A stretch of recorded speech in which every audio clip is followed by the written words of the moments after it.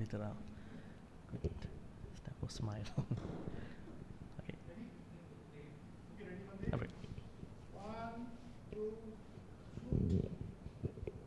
Good morning, good afternoon, good evening. Welcome to the BMB Dhamma dialogue series. Today we are going to start off a new dialogue. In this dialogue, we will be looking at the new trends of the Dhamma talk cultures and also the future of the Dhamma talk cultures. With me, we have Professor Digalli Mahinda Thero, and we have a very interesting meditation teacher from Sri Lanka. Bhante Venerable Mahinda Thero is from UK, and we have Mr. Upul Gamage. He is the resident teacher of the meditation center. We call it Nilambe in Peradeniya. First of all, I wanted to introduce Bhante Professor Digalli Mahinda Thero. He is an emeritus professor to the Bath Spa University in the UK, and he's currently a professorial research associate at the School of Oriental and African Studies, affiliated to the University of London in the UK, and he's also a visiting fellow at the University of Cambridge, working on Tripitaka translations and many other contemporary Buddhist religious intersections in his own research. He's not new to the research world, maybe a little new to the practitioner world in this Mahavihara context. And we have Mr. Upul Gamage. Upul Gamage has been a meditation teacher for a long time. He has been to Mahavihara, this interesting center, many years, long time ago. And we are here at Mahavihara, Buddhist Mahavihara in Brickfield, Kuala Lumpur, the place where most of the elements of English Dhamma talks, English Dhamma discussions were started off by late Venerable, most Venerable Kesri Dhammananda Nayaka Thero. Without his innovations, without his pioneering efforts for English Dhamma talks to mainly English-speaking people in late 50s, we would have never come to this kind of a dialogue. So we are humbly thankful to late Venerable Kesri Dhammananda Nayaka Thero, and we are grateful to him. And in today's administration, Mr. Leslie, Secretary of the Sasana Abhidha Society, and President Mr. Sirisena Premathilaka, and present Chief Incumbent, Chief Reverend, Most Venerable Datu, Kesri Dhammananda Nayaka Thero. And we have the blessings of all these precious individuals to start off and continue this series of dialogue under the BMB Dhammadana dialogue series. Let me introduce the topic one more time. New trends and future of the Dhamma talk cultures, a Buddhist perspective. Here our focus or emphasis is going towards the new trends. Now we have traditional trends, I would say ancient ways of giving a Dhamma talk, as we can see in the text. And as time changes, as we move on, things have changed, conditions have been changing. People have been changing, cultures have been changing. Technology has made a topsy-turvy turn in many ways. So it is very clear that Dhamma talks have also been going through lots of changes under these new trends, and I will be asking these new trends from these Venerable monk and then the gentleman. And also we are looking at the future of the Dhamma talk cultures. One of the purposes of this particular topic is to tell people that to pay attention to different types of Dhamma communications going beyond an ancient traditional Dhamma talk. It could be a Dhamma discussion, it could be a youth session, it could be a meditation retreat, it could be probably a Buddhist song, Buddhist music, incorporating Dhamma thoughts. And finally, we are trying to tell people being moderate and being available to all these kind of sharings and get the most out of all these Dhamma sharings, and also looking at what we could think about the future of the Dhamma talk cultures, probably 20, 30, 40, 50 years from now. All right, I think our motive is clear, so I'm going to ask my first question from Venerable Professor Digali Mahinda Thero and Mr. Upul Gamage. I will ask from Venerable Digali Mahinda Thero. Welcome back here. Welcome to the Mahavihara. Thank you. All right, so Dhamma talk, when you say Dhamma talk, Dhamma sermon, preaching, there are loaded words and there are I would say contextual, literal ideas going around this topic and then the whole experience. How do you recognize, how do you introduce a Dhamma talk from both ancient, contemporary, modern day context? Yeah, thank you for Venerable Dr. Chandima Thero for organizing this.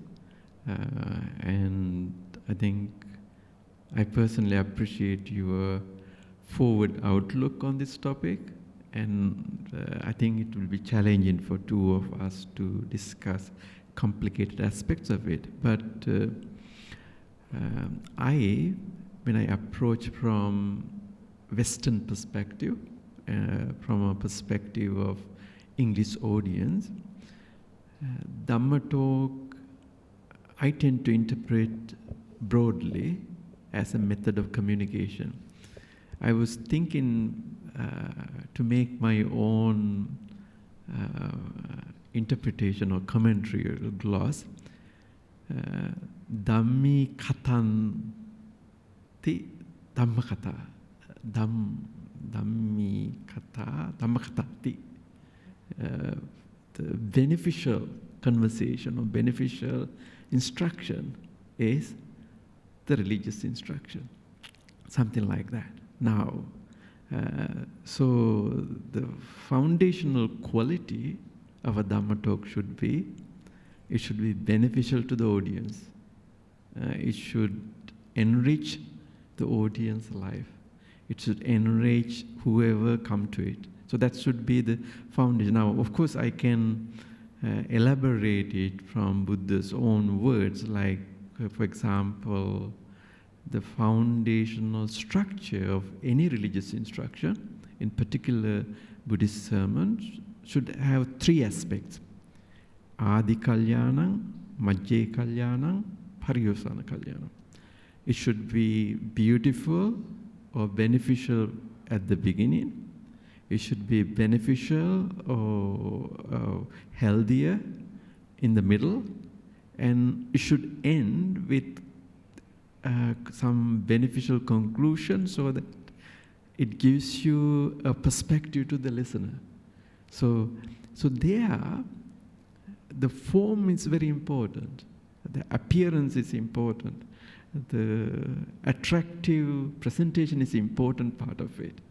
And then the heart of it is the message.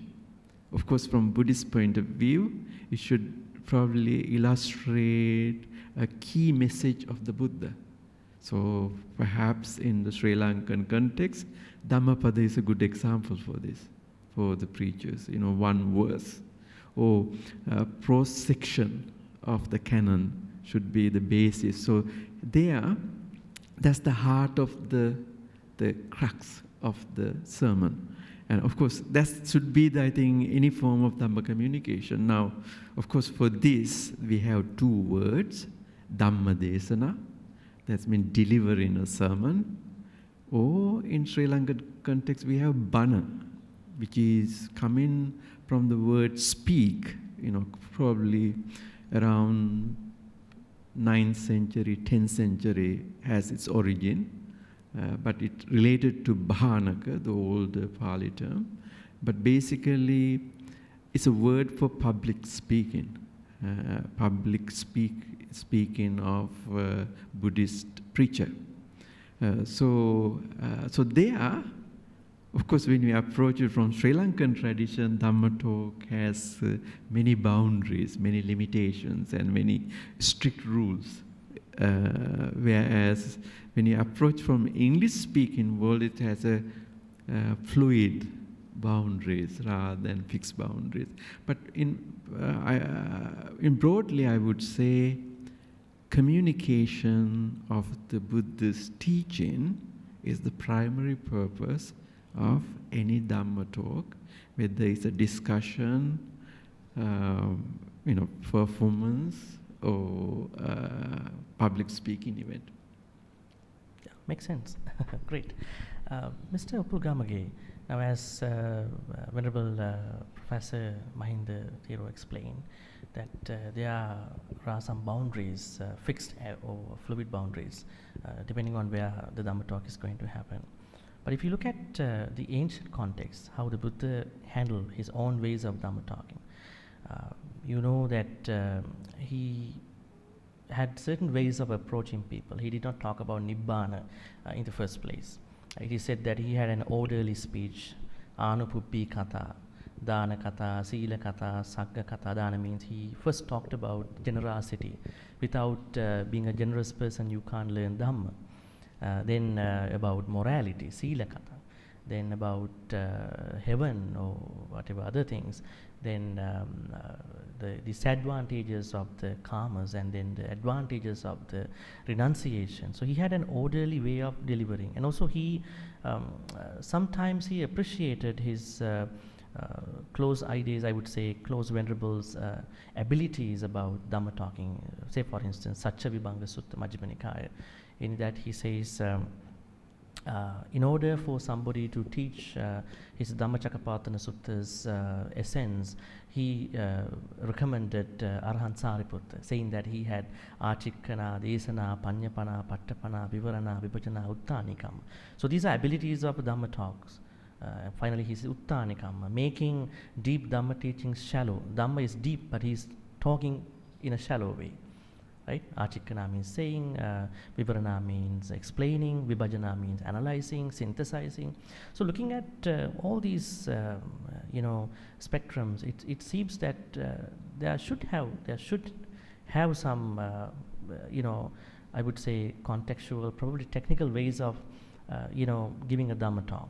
But as we come to present day, things have changed. So how do you what's your take on about Dhamma talk, from ancient times and from modern day times? And you are a practitioner, meditation practitioner. I think you can't simply practice meditation. You have to incorporate certain Dhamma, matters into meditators before you start off your meditation. You have a meditation tomorrow too. So what's your take on about it? Thanks, dear Bhante. And thank you very much for inviting me to share my ideas to this panel discussion. Anyhow, I think those days in Buddha's time, the aim is very clear. To help to the listener to understand him or herself clearly, and where are they, and what they are doing, and why they are experiencing conflicts in their life, and how to transform themselves, how to overcome their problems or suffering. So that's the only aim during the Buddha's time. But later on, as Bhante said, now the aim is different. It became a meritorious or ritual something. Therefore, transformation or changing or understanding oneself is not so important in this movement, especially in Sri Lanka or traditional Buddhist countries. We want to earn some merits by just participating and organizing and offering things. We are interested in accumulating some good deeds. So that's all. Therefore, it doesn't matter whatever you heard, whatever the speaker said, it doesn't matter. It is not so important at the moment. So you don't have to think about the crowd or the audience or whatever. Just we had to follow that order, that giving precepts and chanting some Dhamma Savana Kalo, and then as Bhante said, taking a theme from Dhammapado, whatever sutta, and explaining a little bit, and that's all. But because now the aim is completely different than the Buddha's time. So therefore it's a now system. Method is there. We have to follow those procedures. That's why it has all boundaries and limitations. But during the Buddha's time, it's different. The Buddha is free. And all the other, as you mentioned, that Bhante, not Bhante, the Arahat, Sariputta, Thero, other teachers, bhikkhus, so bhikkhunis, they are free. What they have done is they just understand the person who is there or the audience and try to help them to understand themselves and explaining them about the path of Dhamma. So it's a challenge. I think Buddha has challenge and all the other, those teachers had challenges, but now no challenge at all. Just doing some ceremonial thing. But it goes well with the old generation. But for the modern generation or young generation, they don't like this type of preaching bana or giving sermons in this way. So they want to know some practical aspects. So that's why the modern generation are not going to churches anymore. So once I was in Sweden and one of my friends asked to participate wedding at the church. And then the priest was starting to give a long sermon, and in the halfway, they interrupt him and they said something in Swedish language and I couldn't understand. Then priest stopped the talk and finished the sermon, wedding. And later I asked what they told to the priest. And they said, they asked from the priest that if you can give some practical advices for our marriage life, then okay, but don't talk about heaven and God and those things which are not relevant to this moment. So I think this is happening in Buddhist cultures as well. We had to come down to the earth and understand about the new generation and what they are looking for and what they really want, and then start a new way or new tradition to address them. Great. That is where we are going now. The next question is about those trends, new trends. I wonder, I mean, we don't have to talk a lot about it. I wonder why the emphasis of the Buddha's time has been gearing toward somewhere else. Is it because the Buddhist societies are keeping up with their survival within their own institutions for different reasons? You said that the popular way of talking Dhamma is about always encouraging merits, punya, kusala. I think rather than this could be a generational issue, probably this could be the starting point where somebody comes to a temple, but they end up in that practice. They are not going into meditation, they are not going into further levels where the young generations need. So, do you want to comment on that? Probably I'm going to ask Venerable I think Mahinda. Mr. Upul Gamage's with that, you could start off talking about new trends about Dhamma talk cultures. Mr. Upul Gamage's observation is very valuable. I think Mr. Upul's observation, I think, identify cultural aspects of religious instruction. Because I think there are two dimensions. One, spiritual dimension, and then the cultural dimension.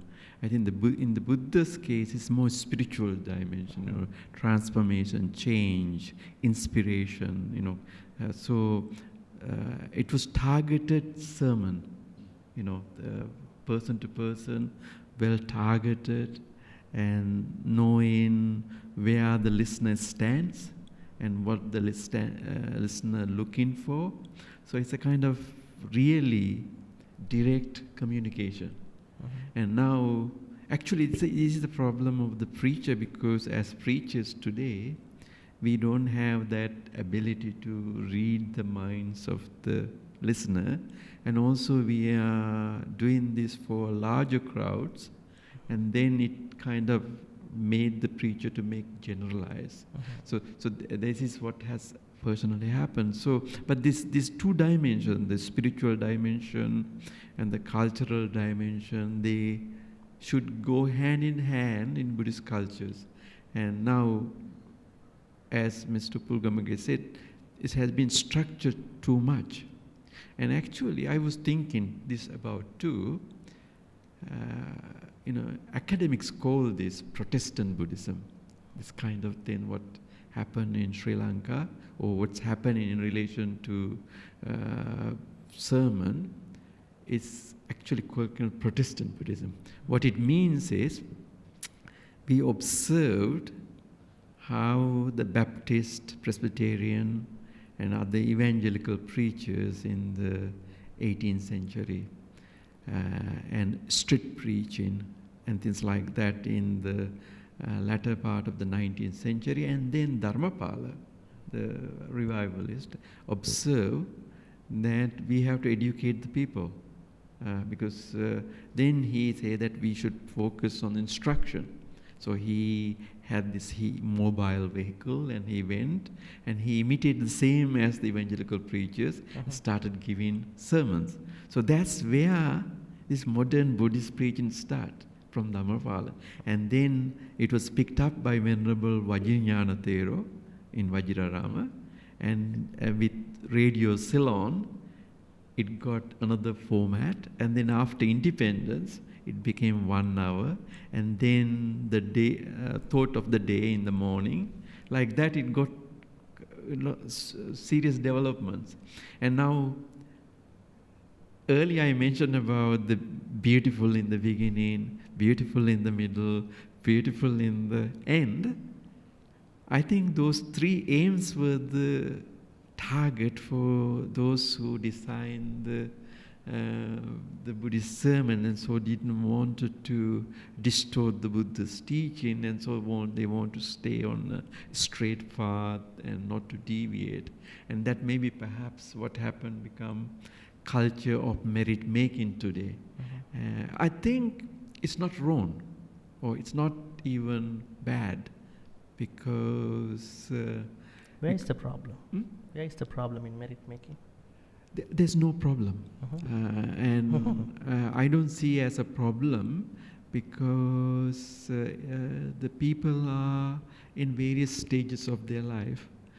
Some are not very educated, not literate, and they have simple ways of life. And also they expect monks to do things that they cannot do. So one easy way of making their life comfortable is giving food to the monks and asking them to give a sermon, so that they can accrue merit, and which they cannot do themselves. So this is a kind of not a direct path, as we want, like the Buddha's time, go straight to the goal, but they go around it. But that's also like Anupubhikata, Dhanakata, Silakata, and so on, going around it. So rather than nothing, it's better to have it. But maybe what we could do is to improve the form, and perhaps add some question and answers, and also maybe the preacher to have a theme in the beginning, and give brief 10 minutes, 15 minutes instruction, and say, I'm going to take a little bit break, think about this, and if you have questions in relation to your life, please ask, and then I will give you instructions from the Buddhist perspective, and then this spiritual transformation can occur, I think. And people say, oh, I am going, I have a trouble with my children, my children are not treating me nicely. Oh, I have a problem in my office with my colleague.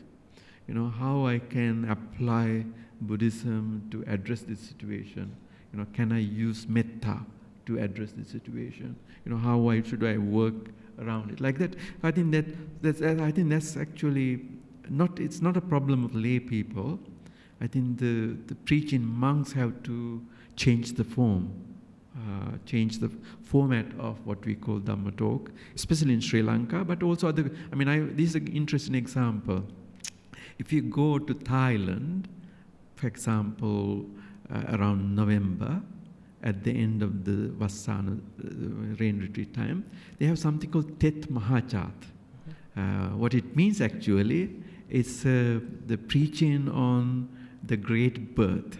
What it means is the preaching on the great birth means they perform the Vesantara Jataka, Buddha's last renunciation. And that is what found in Sri Lanka in the 18th century.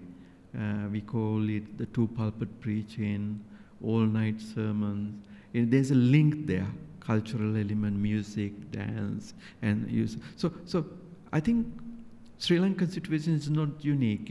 If you go into Thailand and so on, you can see the structure is even more rigid than Sri Lanka, much harder. But then when we talk about Sri Lanka and Thailand, but if you think about Japan, for example, they also have developed a preaching tradition. It's usually called seppo. Seppo is the Japanese word for preaching, especially in the Jodo Shinsu. Jodo Shinsu is the Pure Land Buddhist schools. They have always 1 hour preaching. Of course, it's Protestant too, imitating Christian style, but variety of things similar to Sri Lanka, like brief discussions, conversations, and answers, and so on. So all cultures have this. Even Zen Buddhist monks give brief instructions during their sermons. So now what we have to, in our theme, communication has been there in Buddhism. Buddha says in the beginning, Charata Bhikkhave Charikang Bahujana Hitaya Bahujana Sukhaya Attaya Hitaya Sukhaya Devanusana. Monks travel. That's the key word, travel. But what is the purpose of travel? To work for the benefit of the people. How the monks work for the people? Instructing, giving. Dhammi Kata. Here I translated as, rather than righteous talk, beneficial talk. Dhammi Kata means beneficial talk. A conversation that enhances the listener's life. So Dhammi Kata, Dhamma Katati. Kind of beneficial talk as religious instruction. So communication. So the monks were, on the way they made other people's life is giving religious instruction, as Mr. Upul Gamage said, that you understand the listener and you kind of have a targeted delivery. So Dhamma Katha or Dhamma talk is foundational, the central element of the Buddhist tradition, in whatever form it takes.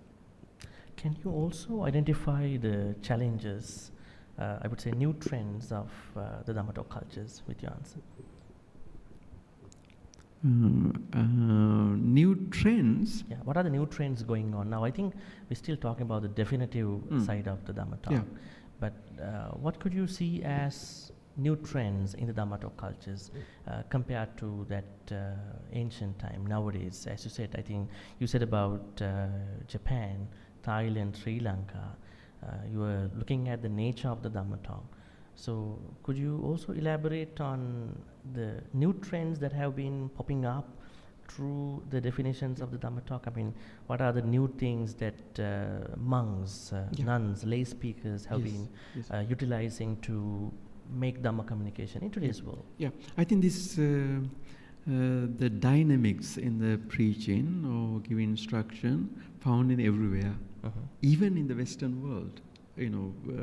Perhaps maybe 10, 15 years ago or 30 years ago, you won't hear many Pali words in the Dhamma talks.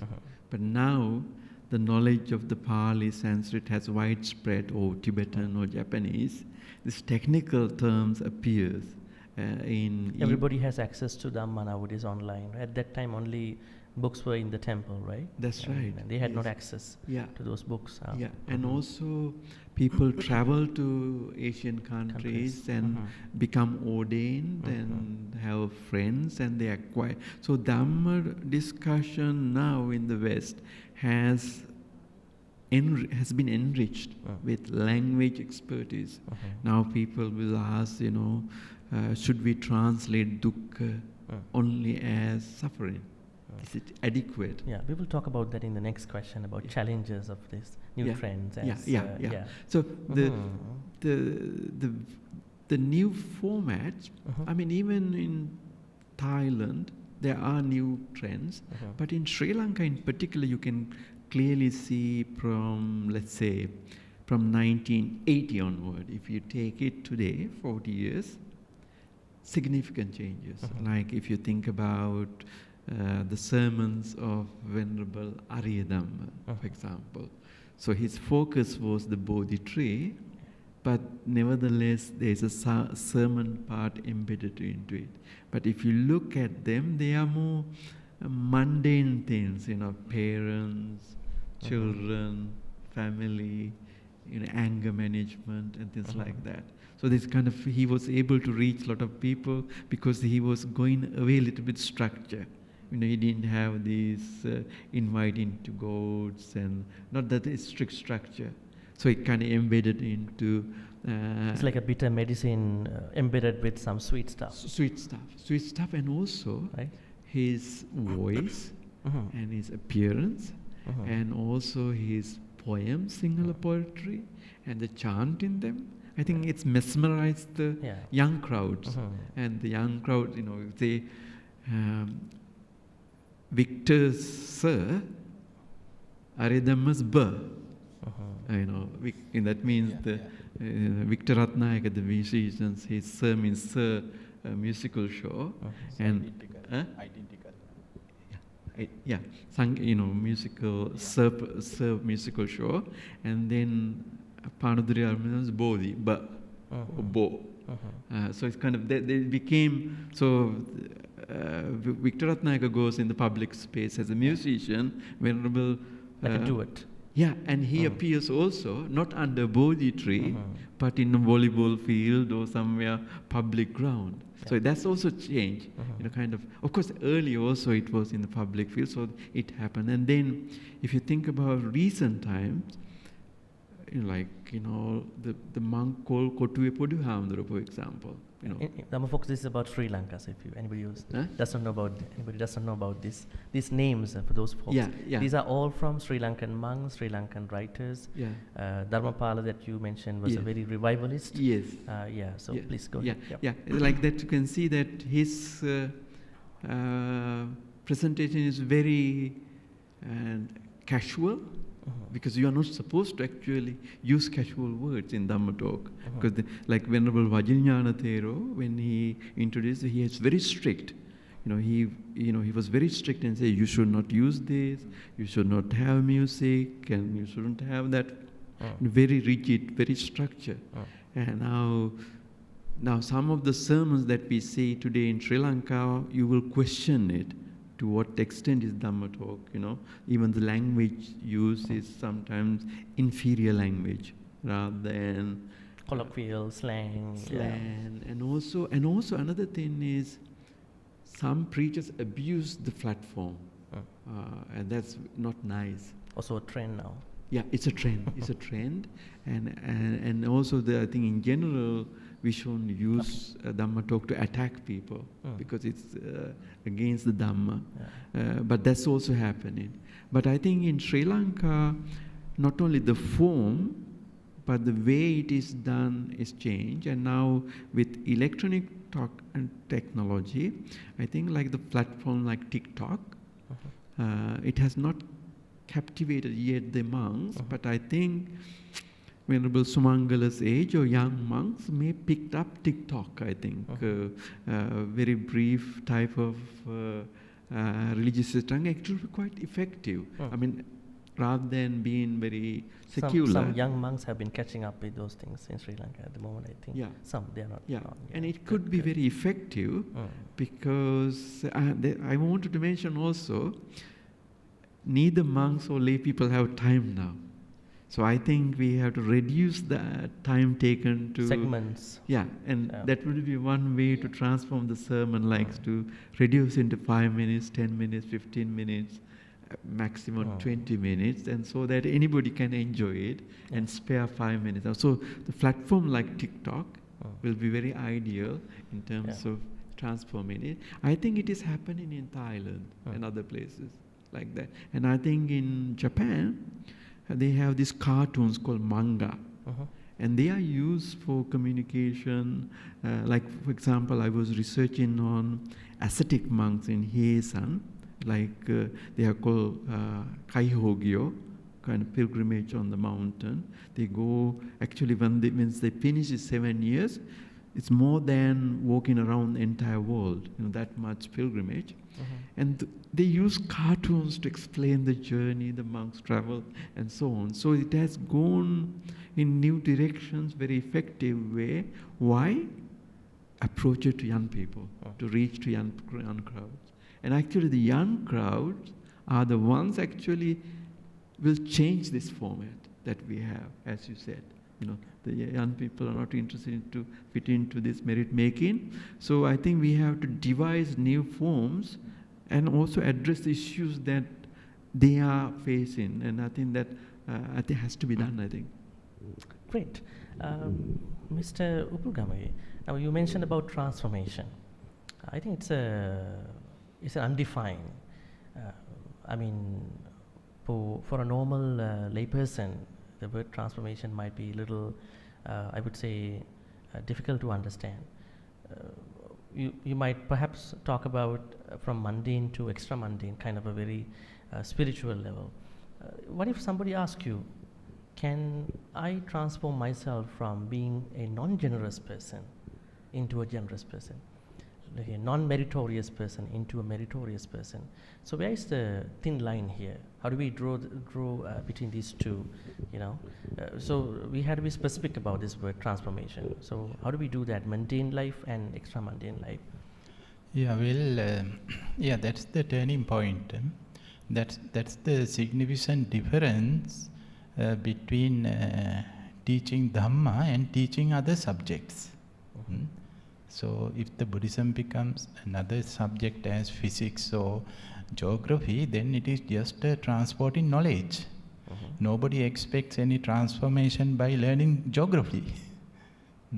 So unfortunately, Buddhism or teaching Buddhism or preaching Buddhism became like that, another subject. So nobody expect, even from the teachers, nobody expect the practical life. No student expect a physics professor should live according to the physics. So same thing now, nobody expect teachers to live in order to the teachings of what they are talking.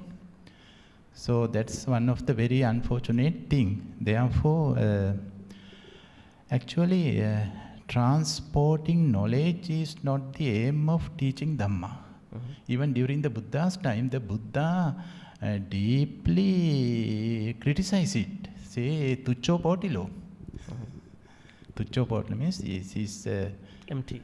Yeah, his knowledge is full, but somehow his life is empty. But knowledge is encouraged, but at a certain point one has to transform, right? Yeah, exactly. How do you elaborate on that? Yeah, that's the basic thing.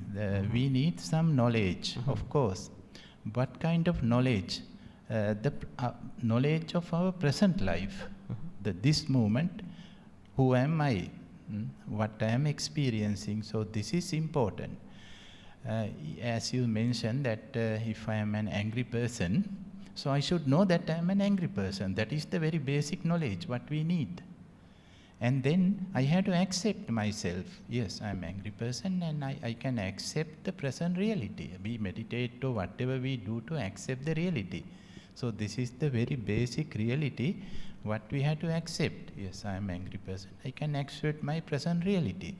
But then I need some kind of guidance or support to change myself. So we had to give that link, the bridge to them. Makes sense. Yes. So can you also share with us about new trends, as Bhante mentioned, new trends in your own way? What are the new trends in the Dhamma talk cultures as you experience? Yeah, one of the positive benefits of COVID is like Zoom. Online space. Online platforms, so people can connect and they can do discussions, ask questions, and do some teachings, learning. So we cannot avoid these things now. We cannot ask everybody should come to the temple or to the meditation center, and of course some of them can come, but most of them are, as Bhante said, busy. So we need some living Dhamma. Means the Dhamma should be in our life, everyday life. Before we thought Dhamma is in the temple, not in our home. But now we have to bring the Dhamma into the home, into the normal life.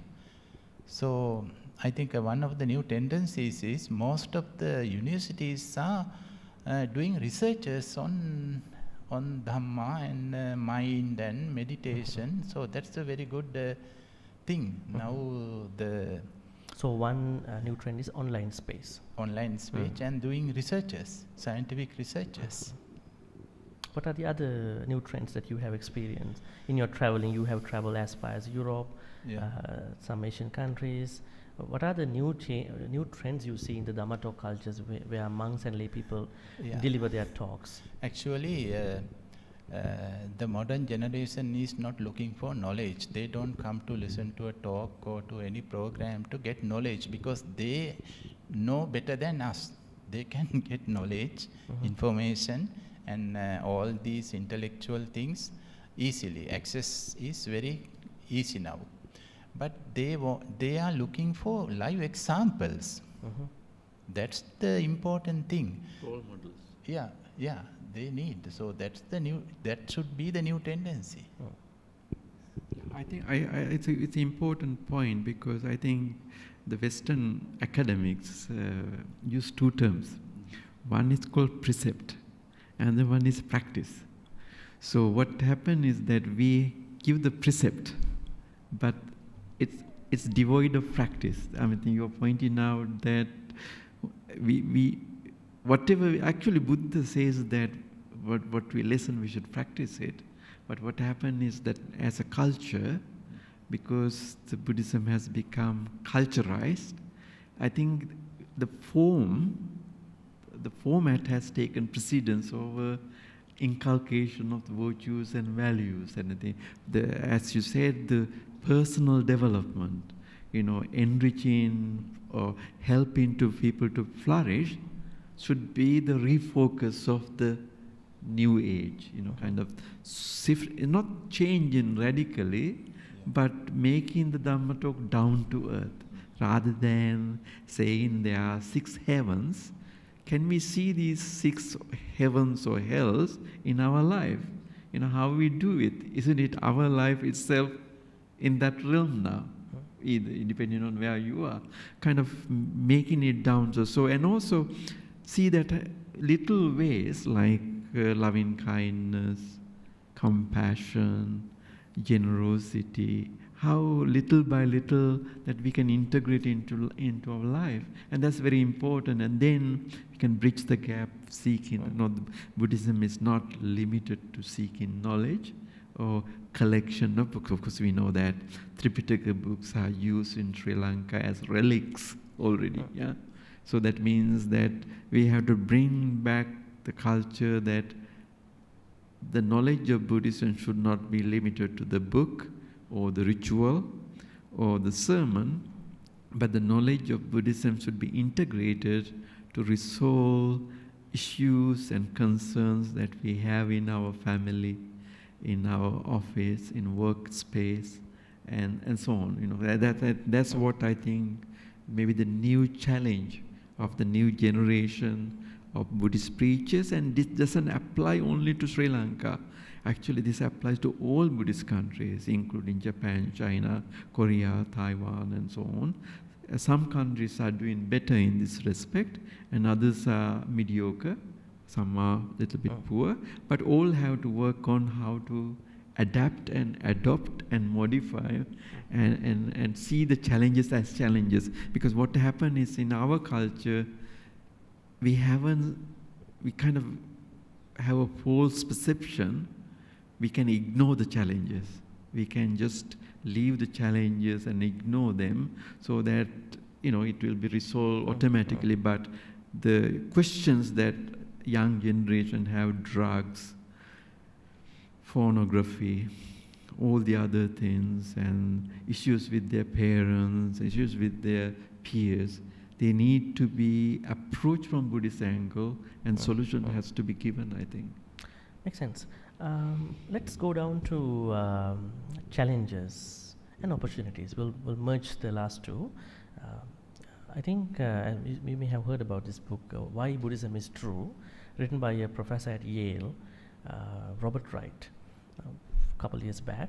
He says in his book that Western Buddhists, those who call Buddhist, they necessarily meditate, but the Eastern Buddhists do not take it as a mandatory practice. With that perspective, a lot of things coming up.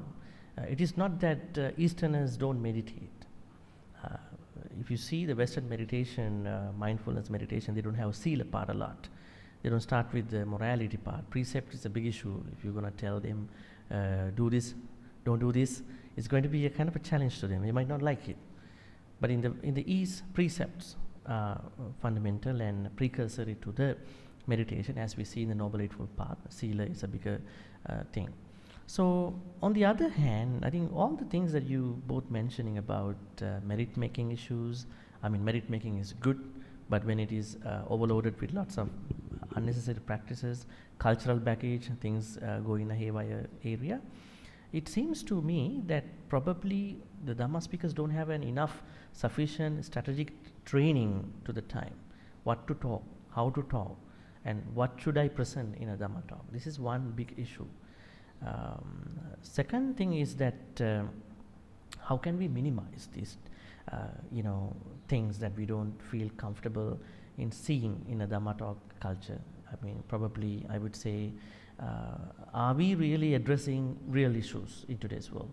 As Bhante mentioned, drug issues. It is difficult, no? Like, for example, sex education. There are a lot of issues, like family issues. Yeah.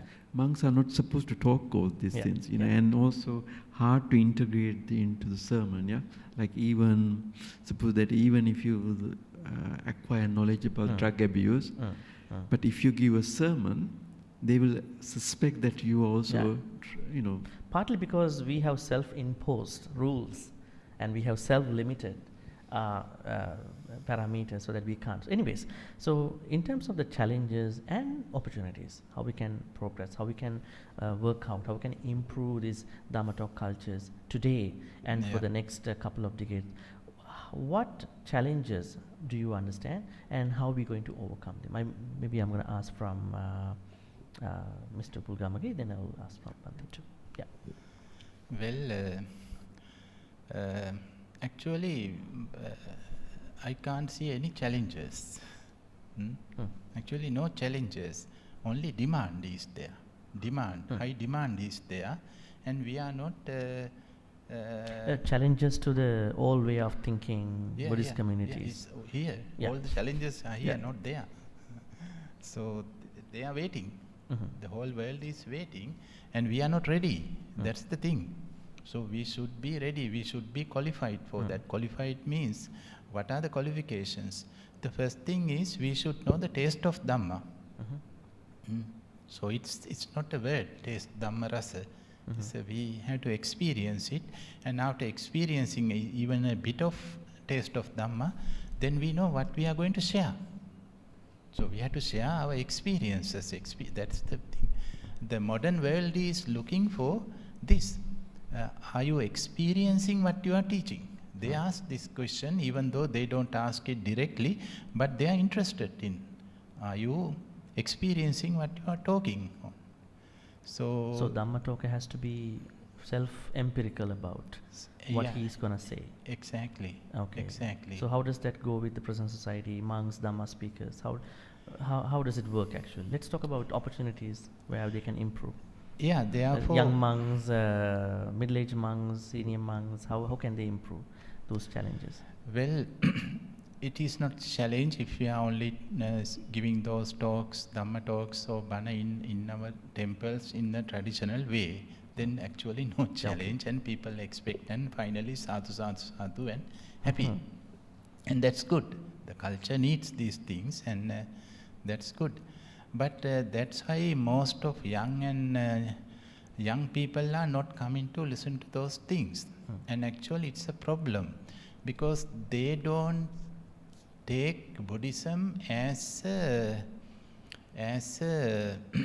solution for their current problems. If That's somebody suggests, yeah, if the temple can cater different Dhamma talk cultures to different audiences differently, we have to do it. Young people differently, Yeah. and elderly folks differently, small children differently, because if they take one big approach to everybody, it might not. No, it's not possible. Yeah. And as Bhante said about sex education, we are giving precepts. The third precept is, we have to explain what the third precept is. Without explaining it's undefined all the time. Yeah, it's undefined. Some monks are like looking this way.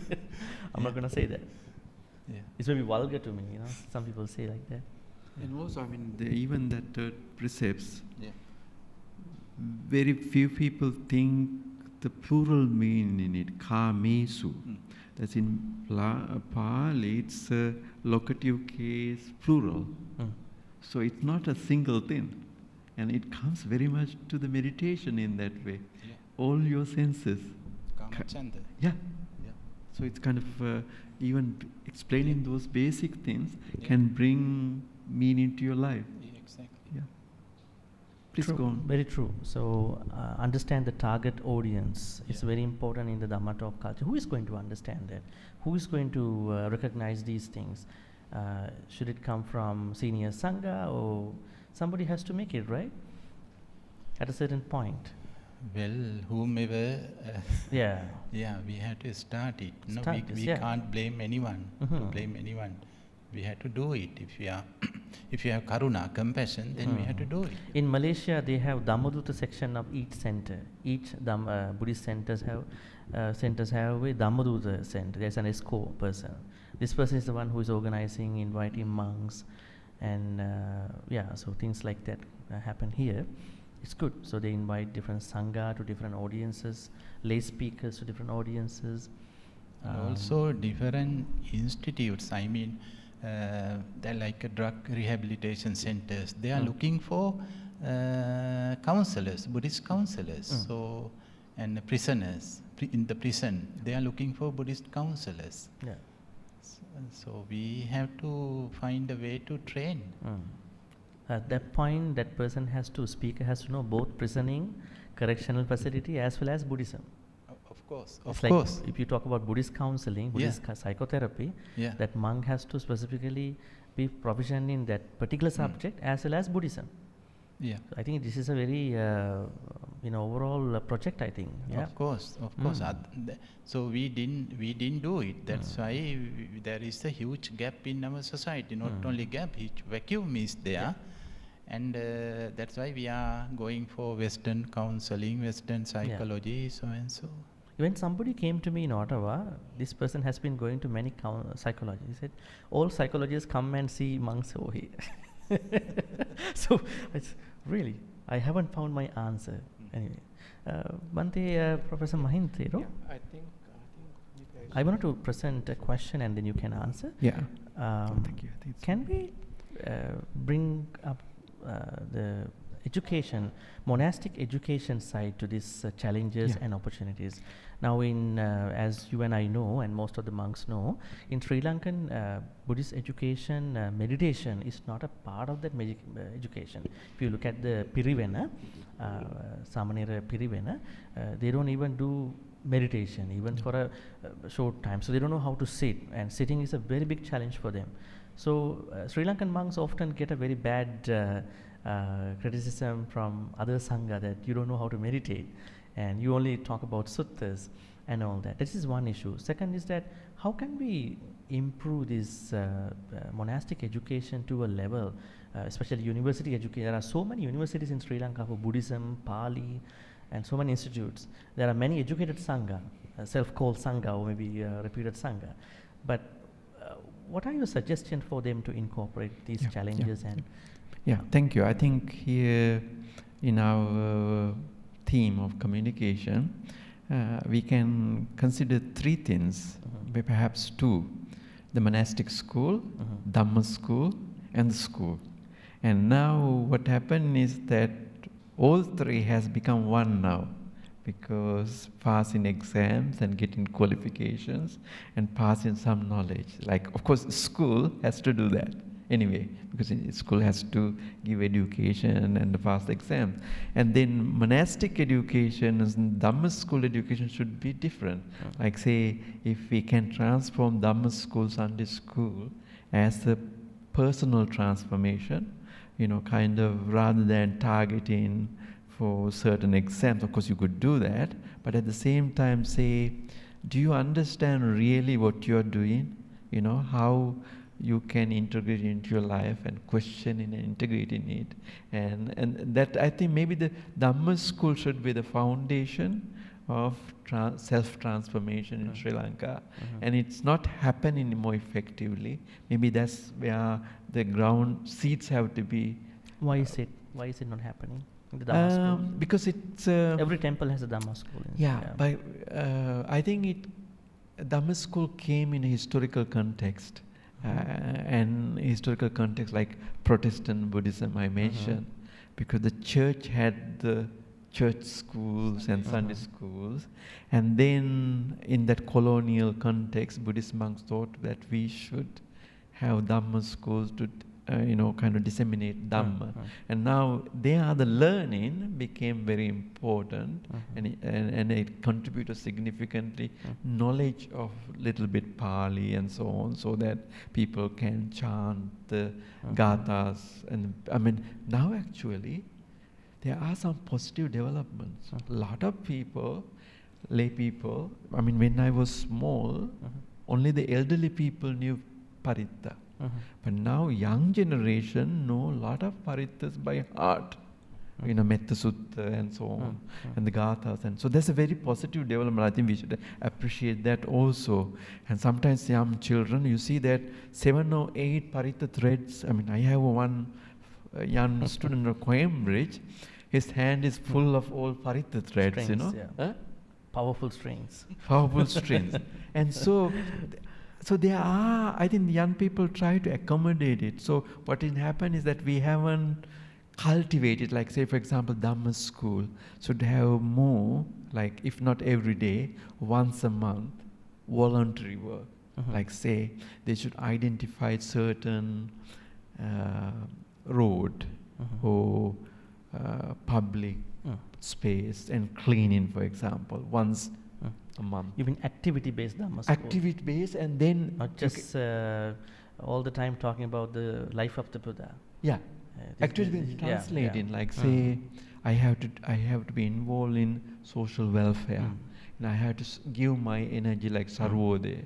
I can volunteer, because now young generation becoming more and more selfish than us, because they are few opportunities, many people are trying, and also you are moved to an isolated environment, because you are in front of the mobile phone, iPad or computer, and no interaction with the other people. Especially Corona period, people made them isolated. So the community is not anymore important for most people, because it has become self-centered thing. And I think the impact will be seen later on in 20 years' time. So I think we need to involve people more socially. So the good thing of the traditional Buddhist preaching is this community aspect. People got together, sat together, shared food, chat, gossiped. temple has been the community center. Yeah, finally, and yeah. therapeutic. You know, when you go to the temple, you can gossip, but that can release your frustrations. You know, not nice thing to gossip, but still, it kind of therapeutic. Huh? Therapeutic. Now, for young people, don't have that channel. You know, more or less it's close enough because young students are becoming isolated, and so on. So there, this transformation, engaging them, involved with the community, and translating them that, you know, once a month or few hours devoting time is good. Now, even the university is a problem. Even our university is a problem. Getting volunteers to do things, almost impossible. Everyone is busy. Everyone is busy. Actually, it's not busy. They don't think it's They don't have important. a will. See, the idea of the when we call busy is nonsense. It's actually our nonsense, because actually we are not busy. We can always make time if we have the will. You know what It's we. a polite answer, I think, too. Polite answer of not coming. It could be diplomatic, polite. Oh yeah. I think the lack of the will is the problem. Like if you have the will, then you will always find 5 minutes. It doesn't have to be few hours. It can be 5 hours. You know, you can escort an elderly person for a brief walk for 10 minutes. You know, that's if you do once a month. You can take the neighbor's dog for a walk for 5 minutes, and can be therapeutic. So these things has to be valued, and that's where this self-transformation has to occur. Because if you like, say, learning to take care of somebody's dog, or assisting someone to do the shopping, or bringing some heavy groceries from shops to the house, little things like that can transform the individual, say, do a better self. And I think that those practical lessons has to be included in the Dhamma school. In the monastic school also similar thing happened. Now, I mean, when we were small, we didn't have any gadgets at all. But now, in 15-year young monk have many resources. Wealth is there, technology is there, and there's a vulnerability for abuse is there too.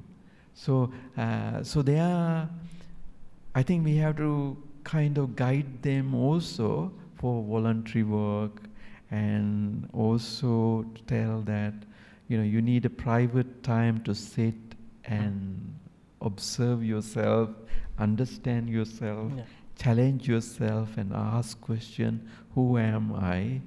Why am I in the robe? What I am going to do in 10 years? You know, what I will become when I become 50? Like, ask those serious questions. I think if we enable them to ask this question, then transformation occurs automatically. Nobody has to postpone it. What happens is that our system doesn't encourage them to raise that question, or don't facilitate or create an environment that they can raise the question. Because, I mean, nobody explain them why learning Pali is important, for example. I mean, I have been telling other monks that, you know, why don't you learn Chandas and Alankara, you know, the meters and so on. You know, I myself is very fascinated with that, because poetry and, you know, things like that I'm interested in. And I see that this discipline is in decline, their decline. And even little things like Sinhala writing, for example, is in decline. And the monks used to be the ones who were capable of doing these things, and now they themselves, most of them are unable to write accurate sentence, you know, accurate sentence on a letter.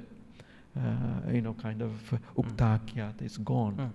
So this is the decline of the monastic education, and of course the meditation has to be important part of it. Now also meditation here, I have a broader understanding of course monks do meditate, like say, for example, if you sweep the compound like we did earlier, if you think about the way you... Stylish way.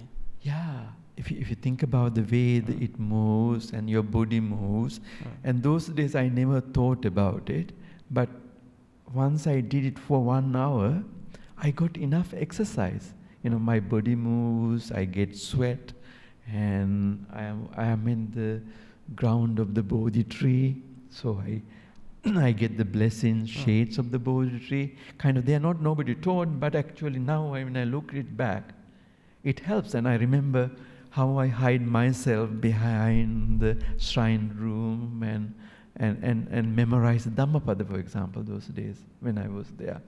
And you know, every day after the breakfast until 11 o'clock or so, study, learning. Now, a lot of monks miss this opportunity. Now they are driven to TV, they are all sleep, and very few are encouraged or pushed into learning.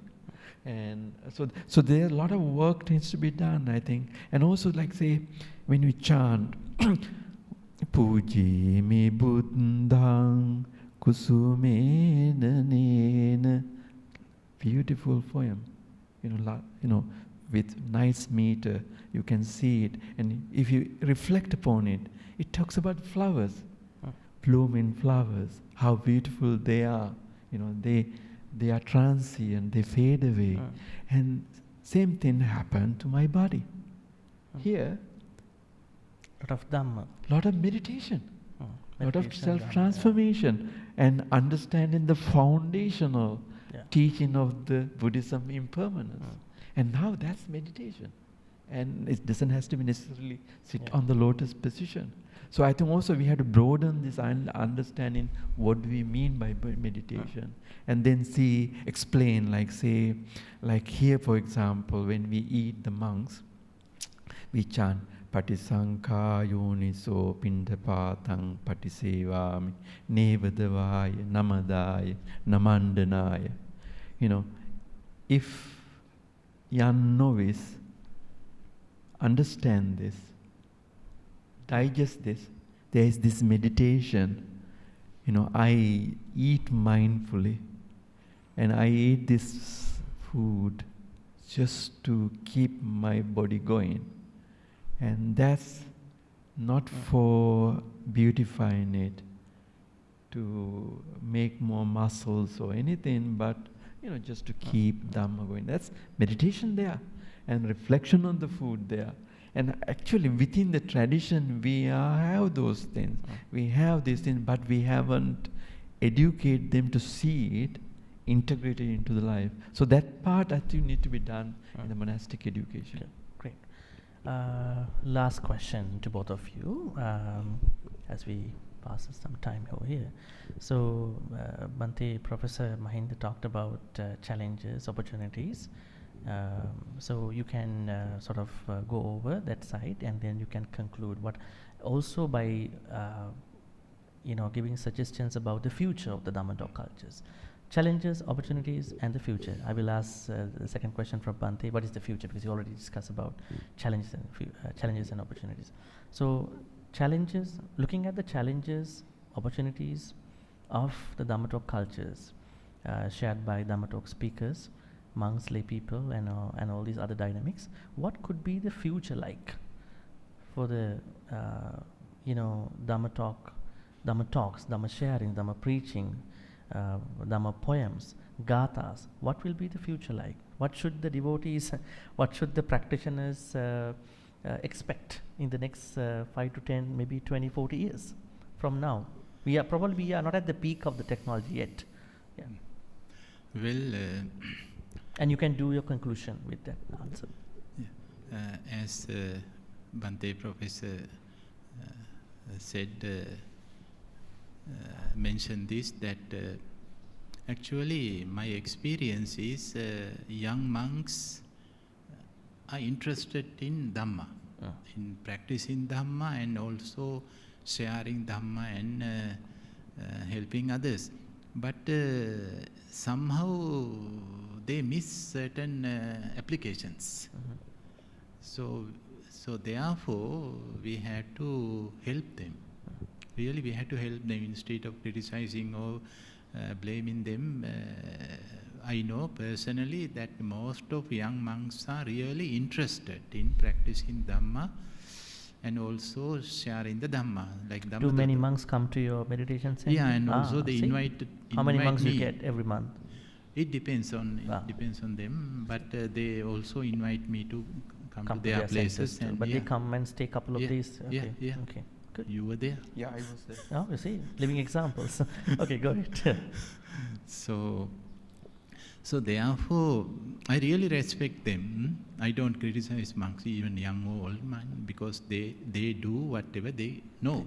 They and can. Whatever they can. No, they can do many things, but they know only certain limited areas. Yeah, limited areas. Therefore, we had to train especially our young monks, to cultivate certain skills, like language skills, and also the taste of Dhamma. This is most important thing, how to experience the taste of Dhamma, because otherwise we think it's some kind of, it's a pain, it's a suffering. We are suffering because of Dhamma, because of Sila, but actually it's a pleasure, not suffering.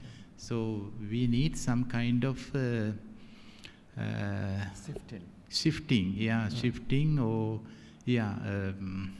facilitating, empowering young monks to get up to that level. Exactly. That is the hope. Yeah. And I could add here, like for example, this is only a suggestion. We invite monks for dana, for example. I think it was, dana started like 11:30 or something. If we have a kind of program, and if people think, like say, inviting young monks a little bit early, inviting young monks 9 o'clock, give them some snacks and say, allow them to meditate for 30 minutes, 40 minutes until the senior monks come. Or something like that, if you can some harmless incentives. Harmless incentives. And also, I have an idea. Like easily, if it's not possible in temples, you could easily do it in house. If you cannot do it, you can do it in temples. When there are ceremonies, inviting young monks and inviting them early, so they can give some meals and give some 1 hour meditation session before the dana ceremony. Like that, if you do it, they can inculcate meditation into the system. And what happening is that our structure is rigid. It doesn't allow monks variation. Like for example, if somebody was involved in social services, there are obstacles in the community as well as in the temple. And I think the structure needs to be a little bit more flexible, I think. And then kind of think about creatively, as we said earlier, sermons for the young people, sermons for the married people, sermons for the elderly people, like that.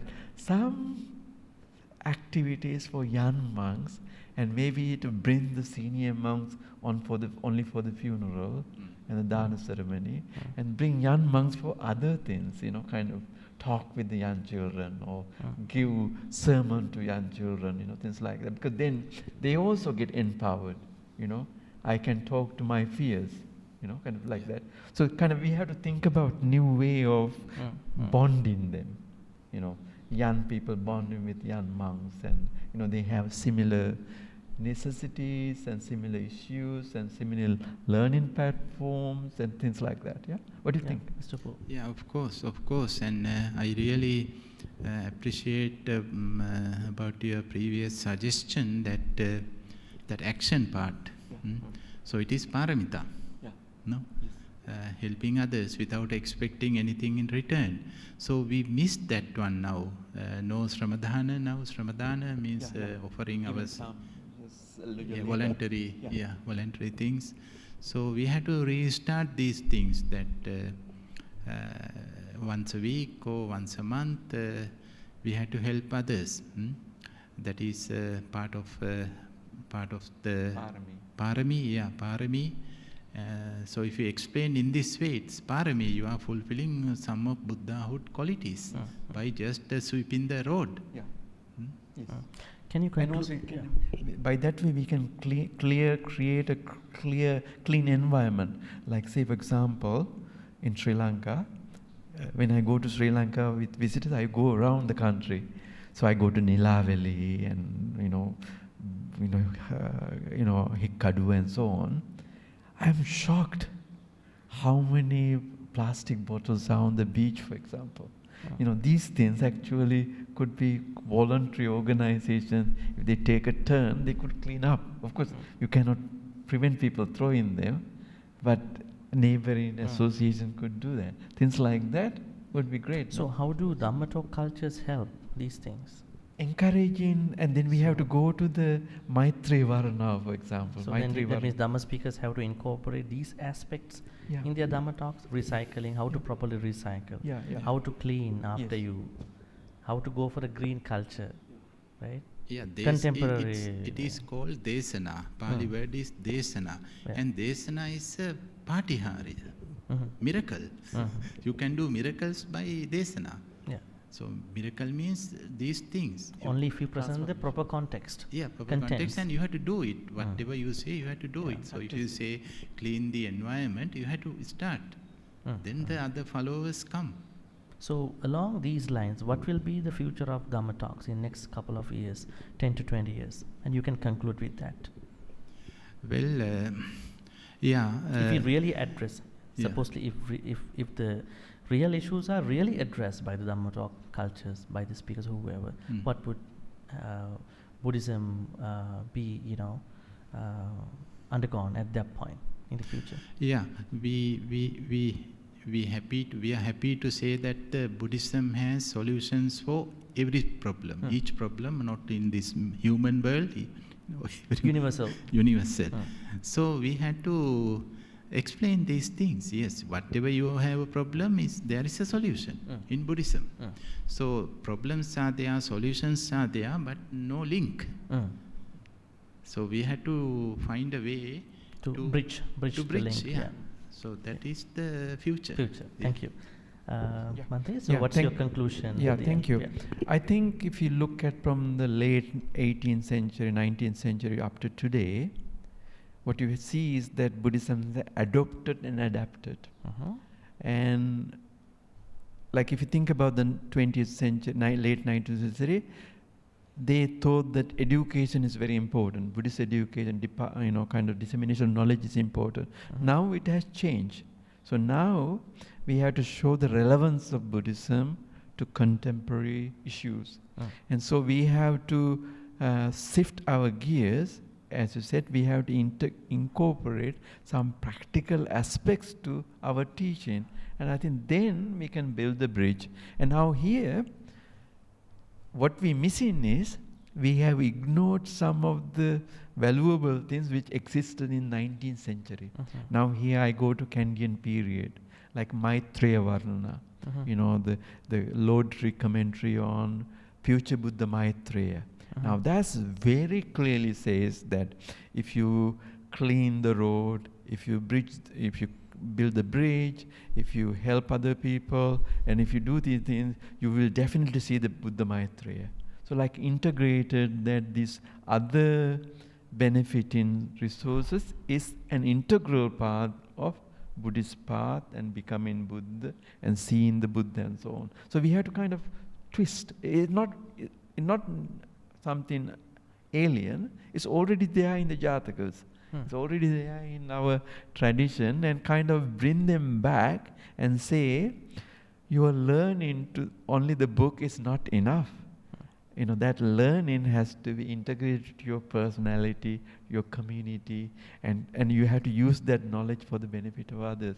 So Dhamma talk, I think, has to not necessarily formal instruction, but instruction combined with pragmatic concerns of the society around them. I think so Buddhists have to make it now, Buddhism is relevant for today, relevant for you, relevant for the young person in front of you, relevant for the couple who are struggling with conflict in their family life, like that. We have to kind of sift and kind of direct it, that there are relevant parts in Buddhism that you can use it in your life. That's where Dhamma talk, I think, should take the direction. A big thank you and anumodana to both Bante Professor Digali Mahinda Thero. Professor Digali Mahinda Thero is an emeritus professor at Bath Spa University in the United Kingdom, and is also a professorial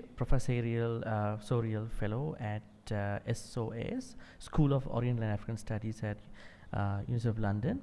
And with him I interviewed, the discussant was Mr. Upul Gamage, who was the resident teacher of Nilambe Meditation Center. He was a direct student of late Mr.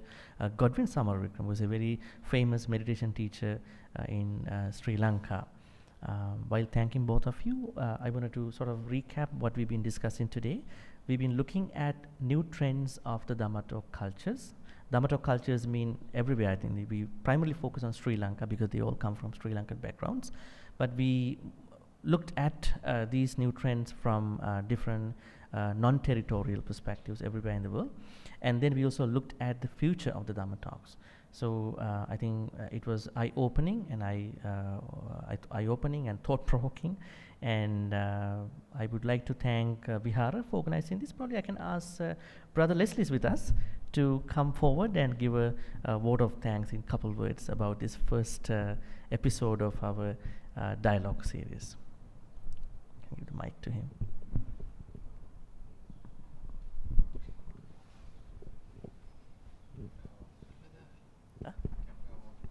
No, there's a camera over there, yeah. Thank you, Venerable Dr. Chandima, and also to Professor Mahinda, and also to Acharya Upul Gamage. We have to actually thank Bante Dr. Chandima for coming up with this idea of starting this dialogue series. And I think it's an excellent idea, given the fact that we have actually all three very erudite and very knowledgeable Buddhist teachers here in one venue in this particular time at the Buddhist Mahavihara, and to put this together. And I think this is going to be a catalyst for the future in the Dhammadana series that we have here at the Buddhist Mahavihara. And Bante, we would like to thank you for taking this initiative to start this, and I'm sure we will like to carry this on. We can do this online and in other formats. And I think that today's topic was very relevant, and because we here at the Buddhist Mahavihara predominantly Dhamma-based preaching kind of an institute or an institution, and the subject matter that was discussed is very relevant to us, and especially the future trends, I think will be something that we have to take note of and make amends as we go along in the future of Dhamma propagation here at the Buddhist Mahavihara, and especially in Malaysia. So once again, on behalf of the Committee of Management and the monks of the Buddhist Mahavihara, let me take this opportunity to thank Bante Dr. Chandima and Professor Mahinda and Acharya Upul Gamage for this wonderful sharing this afternoon. Sadhu. With that note, on behalf of Buddhist Mahavihara, we would like to let you know, please stay with the Mahavihara. It is the center, it's the hub of the Dhamma talks, Dhamma sharings for many years, many decades, for the next dialogue coming up probably in a couple of months, maybe so. Thank you. Have a good day. Okay. Yeah, thank you. Okay, good. Stop. I think it went very well. Huh? I think it went very well. Yeah, it took 1 hour and 30 minutes. So Yeah, I think you can split into